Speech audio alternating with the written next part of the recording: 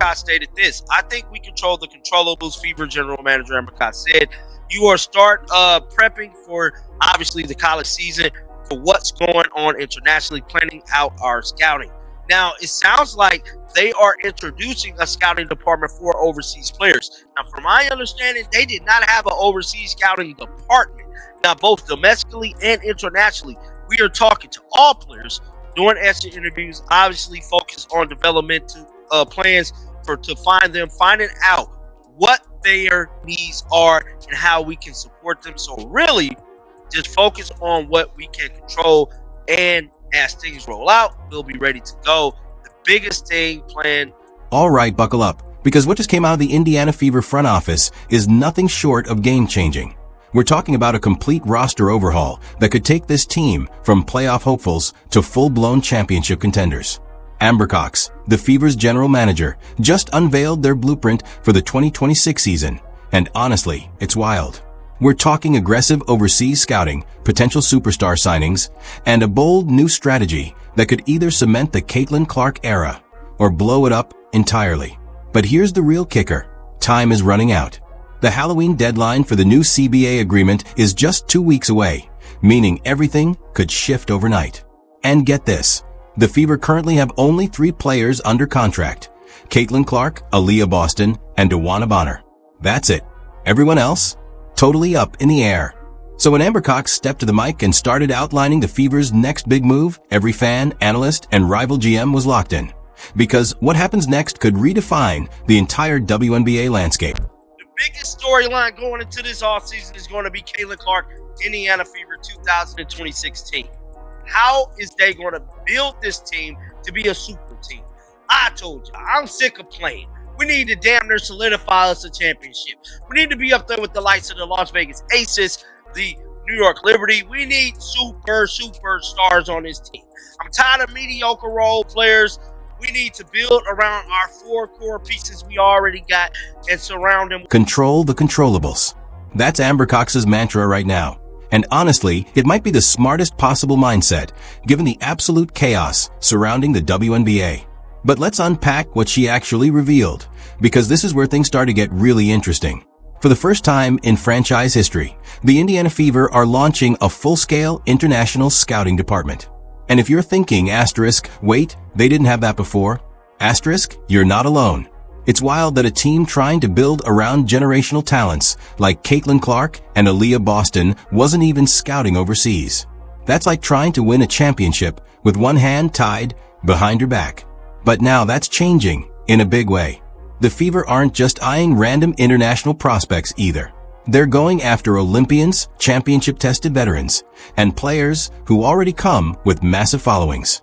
In other words, athletes who bring not just skill, but star power. Think players with Louis Vuitton-level luggage, full of experience, accolades, and a winning mentality ready to reshape Indiana basketball. We need superstar players. This is the make or break year for the WNBA as a whole, but especially the make or break year for Caitlin Clark fandom. See, Caitlin Clark fandom was at an all-time high at 23 and 24. Certain things happened in the league that kind of derailed the Caitlin Clark hype. Well, basically derailed the Caitlin Clark effect. Hence, the WNBA pretty much letting players who saw her in year 1, that derailed it. In year 2, Stephanie White kind of taking her off the ball kind of derailed it. But more importantly, the damn WNBA referees hella derailed it. So right now, Caitlin Clark fandom is not what it used to be. Look at the jersey sales, ticket sales, and stuff like that. And that energy right there perfectly matches what Fever fans are feeling. The patience is gone. The days of good enough are over. The Caitlin Clark era demands more than playoff appearances. It demands dominance. But here's the uncomfortable truth no one wants to admit. The Caitlin Clark effect is cooling off. Yeah, that's right. The numbers don't lie. Jersey sales have dipped. Ticket sales aren't hitting the highs of 2023 and 2024, and the once unshakable buzz has started to fade. The reasons? A mix of questionable coaching choices, inconsistent officiating, and a roster that simply hasn't been championship caliber. In her rookie season, fans watched Caitlin get roughed up nightly with little protection from referees. Then, in year 2, Stephanie White made the baffling decision to take the ball out of her hands for long stretches. Now, heading into year 3, the stakes couldn't be higher. This is the make-or-break season for the entire Caitlin Clark era, and the Fever front office knows it better than anyone. Years, which are supermax salaries. So core is like what they did with Kelsey Mitchell last year. I'm pretty sure they're going to core her again. Say core years, which are supermax salaries in exchange for exclusive negotiation rights, could go away entirely, prioritizing which gives the WNBA priority over the league stat side and overseas alike, could become stricter or more lenient. The college draft rules could also be simplified, possibly allowing USA players to enter the WNBA without needing 4 years of college. So they can essentially try out for the team. I never knew that. See, y'all, I'm new to this. So I didn't know that you need 4 years of college to even play in the W, which is crazy. That's the harsh reality staring the Fever in the face. They need to move fast and make every decision count. And looming over everything is the elephant in the room, the expansion draft. Not one, but two new teams are entering the WNBA in 2026, the Portland Fire and the Toronto Tempo. If history is any indication, this could get messy. Remember the Golden State Valkyries expansion draft? The Fever lost Temi Fagbettel, and she went on to dominate in Golden State. That mistake still stings. They failed to protect the right players, and it cost them big. Now, with two expansion drafts on the horizon, the stakes are even higher. They can only protect so many players, which means valuable assets could easily get snatched. And that's exactly why the Kelsey Mitchell situation is so crucial right now. To nearly solidify them winning a championship. I'm tired of this debating back and forth. Players this, players that, players missing shots, missing. I don't want none of that. I want Olympians, superstar players, and more importantly, experience. Now, we seen last year, they brought experienced players in like DeWanna Bonner, Natasha Howard. Natasha Howard showed up at times. DeWanna Bonner was just completely out of the fight. Nigga got so bad, Stephanie White had to bench her, essentially why she quit the team. Now, with that being said, we need to get some overseas players. Did you catch that? Core designations might be disappearing altogether, and that could completely change everything for the Fever. For those unfamiliar, the core designation works like a franchise tag. It's how Indiana kept Kelsey Mitchell last season, locking her in at a supermax salary and preventing her from hitting free agency. But if that rule gets scrapped under the new CBA, Mitchell would instantly become an unrestricted free agent, free to sign with any team she wants, New York, Las Vegas, or anywhere offering a better shot at a championship. And honestly, who could blame her? Mitchell has stayed loyal to Indiana through the rebuilds and rough years.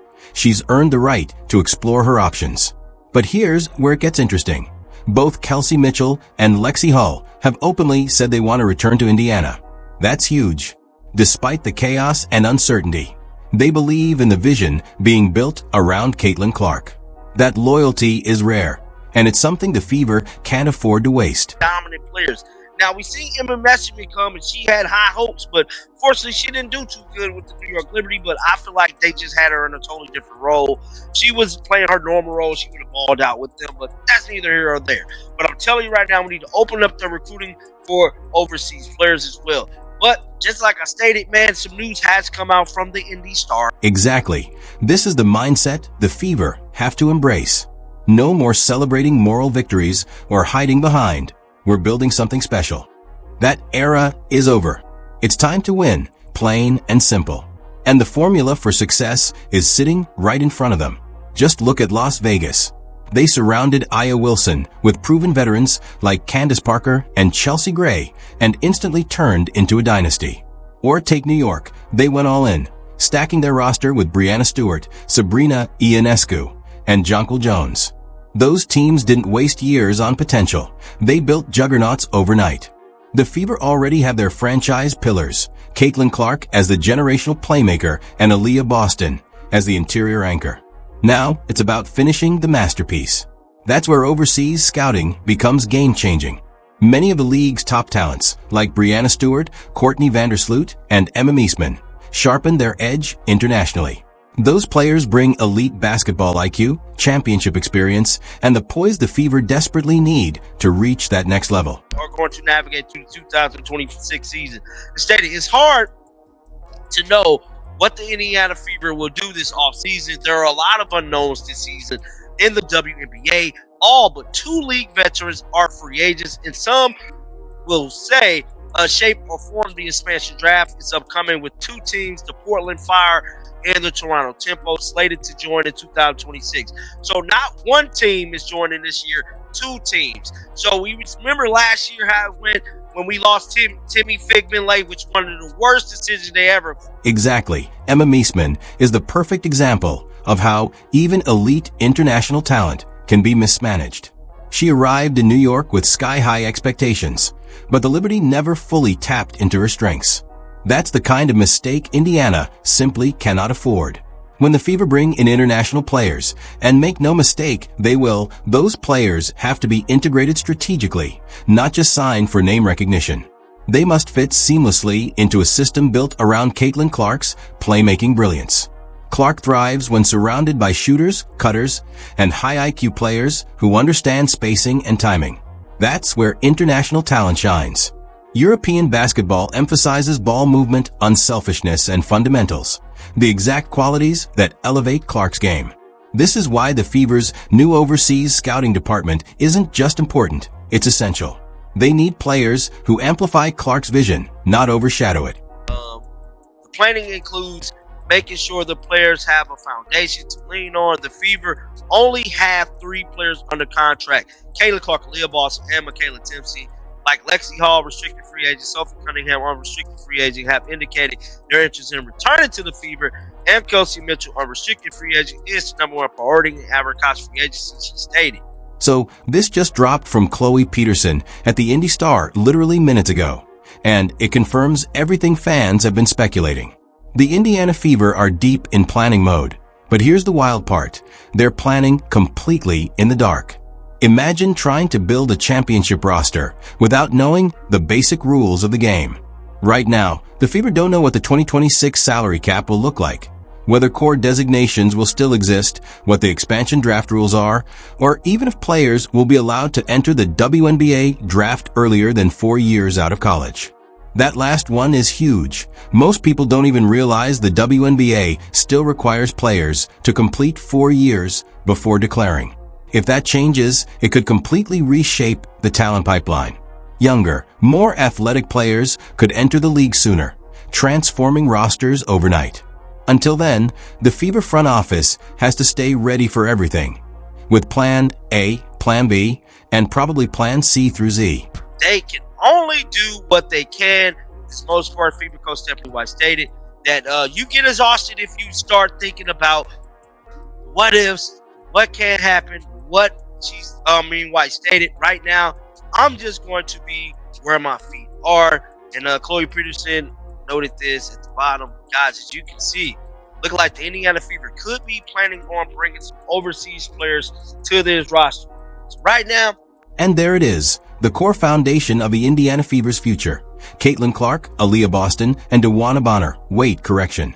DeWanna Dantes, not Bonner.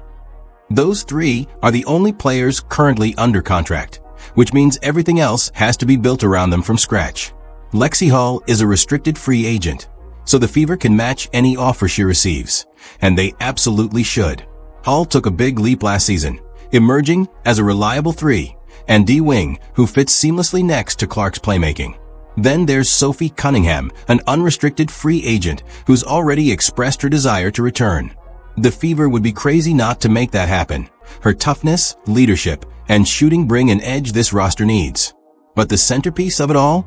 Kelsey Mitchell. Amber Cox has made it clear. Mitchell is priority number 1. She averaged over 19 points per game last season and remains one of the league's most efficient scorers.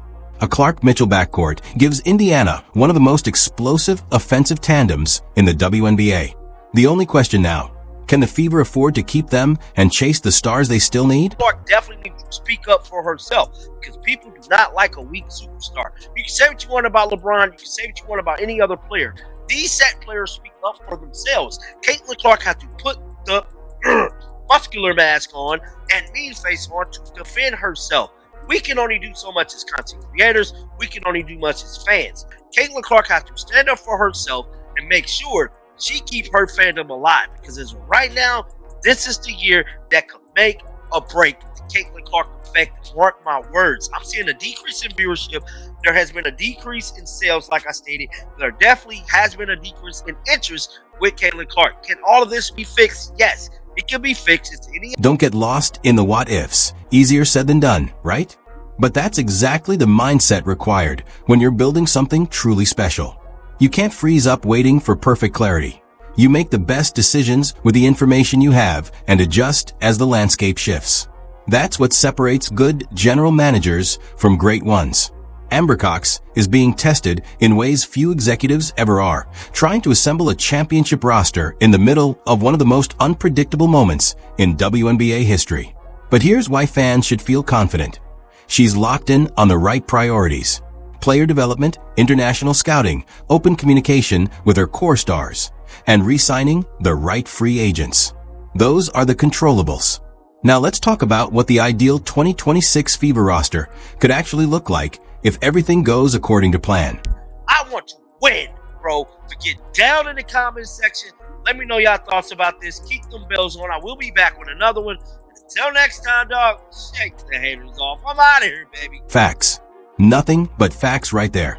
Caitlin Clark needs to step fully into her power as a superstar, and the Indiana Fever must give her the roster worthy of that status. So let's paint the picture of what this team could look like if everything falls into place. Starting five: Caitlin Clark running point, Kelsey Mitchell at shooting guard, Lexi Hull at small forward, Aaliyah Boston anchoring the power forward spot, and a veteran center like Stephanie Dolson or even Jonquil Jones if they can pull off a trade. That's not just a good lineup. That's a legitimate championship caliber starting unit. Clark and Mitchell form one of the most dynamic backcourts in basketball.